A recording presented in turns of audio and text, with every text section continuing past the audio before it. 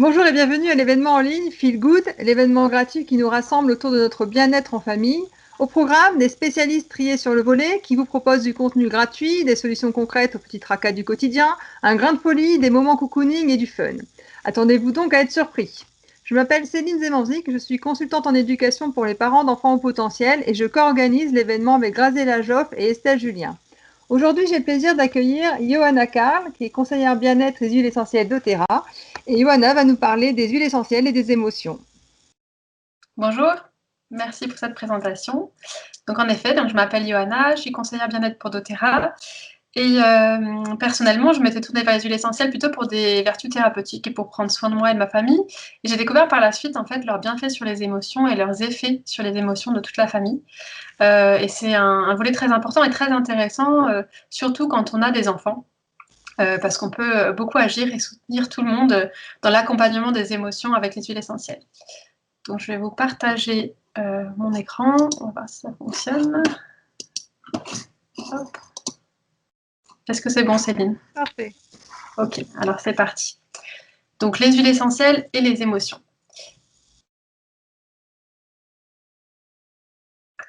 Donc, on le sait tous aujourd'hui, les émotions, elles font partie intégrante de notre bien-être. Et plus que ça, même, elles ont vraiment un effet sur notre santé générale. On peut revenir rapidement un peu sur ce qui fait notre santé de manière générale, donc une bonne nutrition, de l'exercice, la gestion du stress et puis assez de repos, un sommeil réparateur, réduire sa charge toxique au quotidien, mais aussi des soins personnels avisés et du coup également des soins proactifs, c'est-à-dire qu'on prend en main soi-même, en prévention notamment. Et ces soins-là incluent bien sûr la prise en compte de nos émotions et l'accompagnement de nos émotions et l'écoute de ces émotions. Pour revenir un petit peu sur ce qu'est notre odorat, parce qu'on va voir que les émotions et l'odorat sont très, très intensément liés, très fortement liés. Notre odorat, il représente 400 récepteurs olfactifs différents. Cela, c'est indiqué à titre comparatif. L'œil a 3 récepteurs différents et voit 10 millions de couleurs. Donc vous imaginez la capacité de ces capteurs sensoriels de l'odorat à distinguer des odeurs et on dit qu'on pourrait en distinguer jusqu'à plus de 1000 milliards d'odeurs différentes. Donc c'est vraiment quelque chose qui a un sens qui est très très développé, qu'on utilise assez peu en fait, mais qui pourtant est très intéressant d'activer et de travailler au quotidien, entre guillemets, ou au moins d'utiliser au quotidien consciemment. La durée de vie moyenne des cellules olfactives est de 45 jours, donc c'est aussi un sens qui se renouvelle de façon très régulière et très rapide. Donc on a constamment en fait de nouvelles cellules sensorielles qui se développent pour notre odorat. Comment ça fonctionne du coup cette connexion entre les émotions et les odeurs?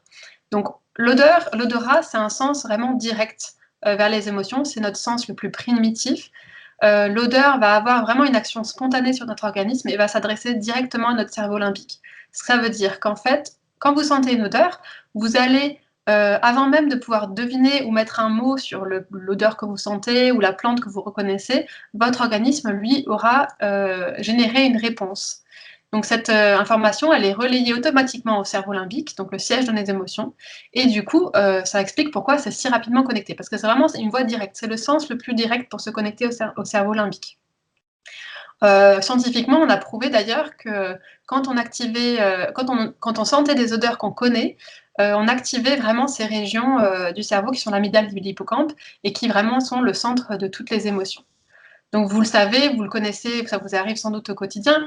On a tous des odeurs qui nous rappellent des personnes, qui nous rappellent des moments. Donc vraiment, elles ont cette faculté de pouvoir nous faire voyager, à pouvoir nous replonger dans le passé, dans une émotion qu'on a connue, ou repenser à une personne. Elles se collent vraiment à nos émotions. Donc c'est vraiment intéressant de les y associer. Alors consciemment également, pour notre bien-être et puis pour aider à les accompagner, à les prendre en compte dans notre quotidien. Alors, les problèmes que les huiles essentielles peuvent soulager au niveau émotionnel ou au niveau de notre état général, état d'esprit. Donc, un manque de concentration, la dispersion, on peut aussi gérer des problèmes de mémoire parce que les émotions sont aussi liées à notre mémoire, les émotions, pardon, les souvenirs sont liés à notre mémoire, voilà. Les troubles du sommeil, la nervosité, l'irritabilité, les petites déprimes, la gestion du stress, de l'anxiété, et puis aussi le découragement ou le manque d'envie, d'autonomie, de motivation. Concrètement, comment est-ce qu'on les utilise, ces huiles essentielles, pour accompagner les émotions? Alors, il y a 2 façons de faire. La première, ça va être d'utiliser les huiles essentielles en aromatique, c'est-à-dire en diffusion. Donc, soit dans un diffuseur à brumisation avec un peu d'eau et quelques gouttes d'huile essentielle qu'on va mettre à l'intérieur. Donc ça, c'est un mode d'utilisation qui est hyper intéressant, notamment en famille, parce que du coup, vous pouvez diffuser à la maison le matin une huile essentielle ou un mélange d'huile essentielle qui va vous dynamiser, vous mettre de bonne humeur, donner de l'entrain. De la même manière, diffuser le soir une huile essentielle ou une synergie qui va apaiser tout le monde, qui va un peu calmer, faire tomber les tensions, etc. Donc c'est intéressant parce que ça agit vraiment sur l'ensemble de la famille, quelque part à son insu. Donc on est vraiment dans la création d'une ambiance et d'un bien-être général pour la famille dont tout le monde profite. D'accord. La deuxième solution, c'est de l'appliquer en topique. Donc on peut tout à fait aussi appliquer les huiles essentielles sur la peau. Qu'on les utilise d'ailleurs en topique ou en aromatique, les huiles essentielles vont pénétrer notre organisme. Donc soit par la voie nasale, et donc elles vont rentrer dans l'organisme comme ça, soit par la peau directement. Elles sont liposolubles, donc elles vont pénétrer rapidement nos tissus, entrer dans le flux sanguin en quelques secondes et parcourir tout notre corps ensuite. Donc on va non seulement bénéficier de ce qui est éventuellement des mémoires qu'on peut avoir ou des sentiments qu'on ressent, qu'une odeur est apaisante ou pas, on va aussi bénéficier des molécules aromatiques actives qui vont agir sur notre corps et aider à nous détendre, à réguler le rythme cardiaque, à réguler les hormones, etc. Donc on a vraiment une action thérapeutique, une action sur le corps en plus des émotions. Alors, une question, Johanna, juste là. Est-ce qu'il y a un effet d'accoutumance? Non, alors il n'y a pas d'effet d'accoutumance avec les huiles essentielles. Les huiles essentielles, elles sont très vite absorbées par le corps et très vite évacuées sans laisser de déchets, donc sans laisser aucune trace. Donc il n'y a pas d'effet d'accoutumance, il n'y a pas non plus d'effet de résistance, ou dans le sens où il faudrait toujours en utiliser plus pour vraiment avoir l'effet recherché. Ce n'est pas le cas, elles sont toujours, toujours efficaces et puis sans risque et sans danger, à part que c'est très agréable et que du coup, on a envie de s'en servir souvent. Il n'y a aucun problème d'accoutumance. Donc les précautions d'emploi quand on utilise les huiles essentielles en topique, donc sur la peau, ça va être de se laver les mains après application pour éviter de s'en mettre dans les yeux, etc. Donc on n'en met pas sur les muqueuses, ni dans les oreilles, ni dans les yeux. Si jamais ça devait arriver, l'huile essentielle, elle est liposoluble, elle ne s'enlève pas avec de l'eau. Donc on va, en cas d'huile essentielle dans les yeux, par exemple, prendre une huile végétale émacée pour nettoyer et dissoudre l'huile essentielle. Pareil, si sur la peau, ça fait un peu un effet de brûlure et qu'elle est trop forte pour la peau, il ne faut pas hésiter à diluer avec une huile végétale. Alors, l'eau ne servira à rien dans ce cas-là. Donc ça, c'est à savoir. Et il faut toujours vérifier le mode d'utilisation d'une huile essentielle pour être sûr qu'on peut bien l'utiliser sur la peau et puis s'il faut la diluer ou non. Donc, par précaution, moi, je la dilue toujours parce que voilà, on ne perd rien des effets et c'est toujours aussi efficace et intéressant. Et puis, on ne prend pas de risque d'avoir une petite réaction cutanée. Quand on utilise des agrumes, on ne va pas s'exposer au soleil pendant 12 heures parce qu'elles sont photosensibilisantes. Quand on met de l'huile essentielle dans son bain, parce que ça peut être très intéressant aussi, donc non seulement pour relâcher le corps et se relaxer, mais du coup aussi pour agir émotionnellement et nous accompagner dans cette relaxation. On va pas mettre l'huile essentielle pure dans le bain parce qu'elle va flotter à la surface et être en contact direct du coup avec la peau et les muqueuses, mais on va la diluer dans un sel de bain par exemple, dans un savon ou dans une huile végétale pour qu'elle soit vraiment dispersée dans l'eau et puis vraiment diluée et en contact dilué quoi, avec la peau. Et ensuite, mettez toujours vos huiles essentielles dans un contenant en verre, pas de plastique, parce que ça va attaquer le plastique et vous allez vous retrouver avec des molécules, des micro-particules de plastique dans votre huile essentielle, ce qui n'est vraiment pas l'effet recherché. D'accord. Comment on fait pour choisir une huile essentielle en fonction de ses émotions? Alors la première chose à vérifier, c'est être sûr de la qualité des huiles essentielles. Moi, je travaille principalement avec les huiles essentielles doTERRA parce que la qualité fait vraiment la différence. Si vous connaissez d'autres huiles essentielles, je vous invite vraiment à les sentir aussi. Elles sont produites en commerce équitable dans le monde entier, donc en fonction de là où elles poussent naturellement. Elles répondent à un label qui est beaucoup plus strict que le label bio qu'on connaît et qui du coup permet d'être sûr qu'on n'a aucun additif, qu'on n'a pas d'alcool, qu'on n'a pas d'autres huiles essentielles un peu moins chères qui viennent diluer le produit, etc. Et on a des tests très très poussés de chaque lot qui garantissent vraiment la qualité de chaque flacon, que vous pouvez retracer d'ailleurs sur Internet. Et du coup, elles sont particulièrement sûres et efficaces. Donc ça, c'est la première chose, c'est s'assurer d'une bonne qualité des huiles essentielles, surtout quand vous en servez avec les enfants. La deuxième façon, c'est de se reporter à ce type de tableau, par exemple, parce qu'en fonction des familles de plantes, vous allez avoir des effets différents sur vous et sur votre organisme et sur votre ressenti. Donc vous pouvez par exemple retenir que les menthes, ce sont des huiles essentielles qui sont énergisantes, dynamisantes, qui vont vous donner du courage, qui vont vous rafraîchir. Donc c'est idéal le matin par exemple. Là, vous avez besoin d'un peu de coup de peps, ou un moment où dans la journée, vous aurez bien besoin d'un petit café, n'hésitez pas à sentir votre flacon. Parce qu'on a parlé de l'olfaction tout à l'heure, on peut donc le diffuser, on peut la diffuser. Si vous êtes au bureau, c'est pas forcément possible, mais si vous avez votre flacon sous la main, vous pouvez tout à fait l'ouvrir et sentir au flacon. Voilà, c'est tout à fait suffisant pour profiter des bienfaits. Ou quelques gouttes maintenant sur les masques. Voilà, ou mettre quelques gouttes sur les masques. Alors le mieux dans ce cas-là, c'est pas de mettre juste sous le nez parce que c'est très fort quand même. Voilà. On va le mettre sur le côté du masque. Sur l'élastique pour les masques jetables par exemple. Là, exactement, ou sur l'élastique, un peu plus loin du nez. C'est hyper efficace, ça aide vraiment à respirer mieux, ça rafraîchit, ça assainit l'air qu'on respire dans notre masque. Donc ça, c'est aussi un super tuyau. Donc après, vous avez les agrumes aussi, qui vont être des huiles essentielles, qui vont vous mettre de bonne humeur, qui vont apporter du soleil, qui ont souvent un petit côté vacances et qui sont très équilibrantes. Donc elles vont vous donner de l'optimisme en fait quand vous êtes aussi un peu déprimé. Voilà, ce sont des bonnes huiles essentielles à utiliser surtout en hiver d'ailleurs. Ensuite, vous avez les épices, qui sont des huiles essentielles qui sont réchauffantes, qui vont vous aider à vous réchauffer, c'est-à-dire à vous donner la passion de faire les choses, l'envie et la présence de faire les choses. Quand vous êtes un peu dépité, quand vous ne savez plus pas trop par où commencer, ou que rien ne vous fait plus envie. Vous avez ensuite les herbes, qui sont des huiles essentielles qui s'adressent plutôt aux émotions qui viennent charger le foie, donc des rancœurs, des choses dont on n'arrive pas à se débarrasser, et elles vont vous apporter de la paix et de la satisfaction.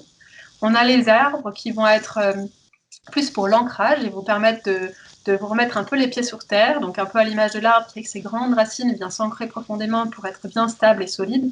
Voilà, ces huiles essentielles vont vous aider à être dans le moment présent et stable et présente. Et ensuite, vous avez les fleurs qui sont les huiles essentielles qui s'adressent plus à ce qu'on appelle les peines de cœur, qui sont aussi les grandes émotions, donc les émotions très fortes qu'on rencontre souvent aussi en tant que maman dans le postpartum, par exemple, pendant l'accouchement, etc., qui jouent aussi un rôle avec tout ce qui est hormonal et qui vont aider à équilibrer ces émotions qui sont parfois décuplées du fait des hormones. Après, voilà, donc on peut tout à fait se reporter à ce tableau-là, mais ce n'est pas une obligation. Si vous avez des huiles essentielles chez vous, n'hésitez pas à prendre celles que vous avez. Vous ressentez une émotion qui vous est désagréable, que vous voulez un peu accompagner, vous sentez celle que vous avez et vous vous fiez à votre instinct. Et c'est pareil pour les enfants. Il ne faut pas hésiter à leur proposer et à leur laisser sentir ce qu'ils aiment et choisir ce qu'ils aiment. Ils savent bien mieux qu'un tableau, ce dont ils ont besoin. Oui. Donc, il ne faut pas hésiter à se faire confiance à ce niveau-là aussi.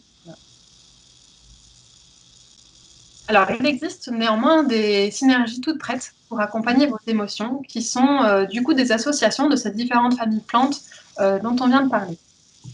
Elles sont présentées sous la forme de la roue des émotions, que vous voyez là. Donc, vous avez les 6 huiles essentielles ici autour de cette roue, avec les différentes plantes. Donc, vous voyez les agrumes, les épices, les herbes, les arbres, les fleurs et les menthes. Et chaque synergie est un mélange de ces différentes plantes. Et vous avez par exemple les émotions. Vous avez les émotions au centre que vous pouvez choisir en fonction de comment vous vous sentez. Donc si vous êtes particulièrement désintéressé, on va se tourner plutôt vers les épices. Donc on est sur une synergie qui s'appelle passion ou une synergie qui s'appelle cheer, qui est un mélange encourageant. Voilà, et puis si vous êtes honteux, vous orientez plutôt vers des arbres qui vont donner de l'ancrage ou des herbes, etc. Et donc cette synergie-là particulièrement dont je vais vous parler un peu plus précisément. Alors là aussi, ce sont des synergies que vous utilisez soit en diffusion chez vous, soit en application sur la peau. Alors elles existent en pur à diffuser, mais aussi en format roll-on, donc avec un petit applicateur à billes. Et là, c'est comme votre parfum. Donc vous pouvez le matin, quand vous vous levez, choisir un peu quelle est l'huile essentielle qui vous accompagnera dans la journée, et puis vous en servir durant la journée comme un parfum pour vous, pour vous accompagner. Donc on a la synergie par exemple qui s'appelle Passion, qui est une synergie qui est inspirante, qui est composée de fleurs et d'épices, donc qui va être réchauffante et motivante. Elle va pousser la créativité, donner de l'inspiration, un peu vous exciter pour les projets que vous avez à faire, vous donner l'entrain de les faire. aider aussi en cas de sentiment de colère ou d'amertume. Ensuite, vous avez la synergie Motivate, donc qui clairement est pour la motivation, qui contient des agrumes dynamisantes, de la menthe, des menthes qui vont être rafraîchissantes, qui vont vraiment vous donner un coup d'air frais, de bonne humeur, vous donner confiance en vous, idéal à diffuser le matin, par exemple, pour se motiver le matin et partir de bonne humeur au travail, au bureau, etc. Et puis aussi, vous aider à surmonter des sentiments d'insécurité, éventuellement, de victimisation. Ces huiles essentielles, elles s'adressent aussi à un chakra particulier. Je ne l'ai pas dit pour passion, mais la synergie passion s'adresse par exemple au chakra racine, qui est le chakra de l'ancrage aussi et de la stabilité. On a celle-ci, la motivation, qui s'adresse au chakra sacré. Et ensuite, on a la synergie Cheer, qui est une synergie qui va vous donner confiance, qui va vous donner envie de prendre soin de vous, qui va vous mettre de bonne humeur, qui va lutter contre la négativité, vous rendre plus autonome et qui s'adresse au chakra solaire. On a la synergie Forgive, qui est la synergie du pardon, qui est donc avec des arbres et des herbes, on disait, qui chargent le foie, et ce sont des émotions qu'on a du mal à lâcher. Donc elle lutte contre l'amertume, la colère, elle vous aide à trouver de la patience et puis à vous libérer des affections toxiques, donc à des affections anciennes même dont on n'arrive pas à se débarrasser. Et là, elle est en lien avec le chakra du cœur.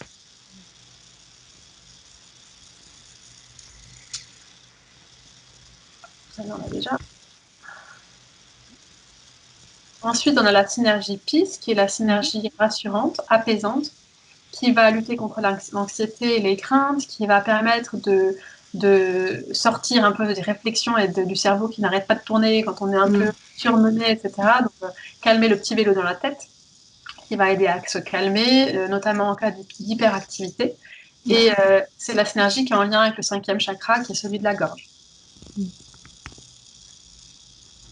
Et enfin, on a la synergie console, qui est une synergie qui est idéale en cas de deuil, comme son nom l'indique, en cas de deuil, en cas de grosses émotions douloureuses, de blessures intérieures, et elle est en lien avec le 6e chakra, qui est le chakra frontal. Donc voilà, ça vous permet d'avoir une batterie d'huiles essentielles qui ont des noms assez spécifiques, donc aussi simples à retenir, à comprendre, et puis ça vous simplifie vraiment l'utilisation et le choix au moment où vous posez la question de voilà, comment je me sens, est-ce que j'ai besoin de réconfort, est-ce que j'ai besoin de paix, est-ce que j'ai besoin de motivation. Donc c'est vraiment un super outil aussi à avoir chez soi ou du coup à diffuser chez soi pour toute la famille. On peut les utiliser donc en diffusion et aussi en topique dans la même journée, par exemple. Ah oui, tout à fait. On peut choisir d'en diffuser une à la maison le matin pour partir de bonne humeur et puis en avoir une deuxième dans son sac à main pour l'appliquer en cours de journée et changer encore le soir une troisième. Voilà, il n'y a vraiment pas de risque de surdosage ou autre en les utilisant de façon, même au cours de la journée, plusieurs fois. Il n'y a pas de problème. Comme elles sont évacuées très rapidement par le corps, on ne les stocke pas et on ne risque pas d'être en surdosage. D'être en surdosage avec ces huiles. D'accord. Merci beaucoup pour votre attention. Merci Johanna. Donc on va te retrouver donc dans un atelier. Ouais. Donc le 2 février donc à 11 h sur les huiles essentielles au quotidien des familles. Donc là qui dure 45 minutes donc sur inscription. Il sera en replay je pense Johanna. D'accord. Ouais. Voilà, comme ça, donc les personnes qui sont inscrites et qui malheureusement n'ont pas pu donc assister à l'atelier pourront l'avoir en replay ou sur notre chaîne YouTube. Et on te retrouve également dans un atelier que nous allons co-animer, donc qui est donc EFT, donc technique de gestion des émotions et les huiles essentielles, qui donc a lieu le 8 février. Donc là, c'est 2 têtes. 8 février, donc lundi 8 février à 11 h, si je ne me trompe pas, c'est bien ça. Oui. Semble aussi, oui, c'est ça. 8 février à 11 h. Donc, je te remercie beaucoup, Johanna. Et puis, je te dis alors à très très bientôt. Donc, merci à tous de votre attention et donc à très bientôt également dans l'événement Feel Good. À bientôt, merci. Au revoir. Au revoir.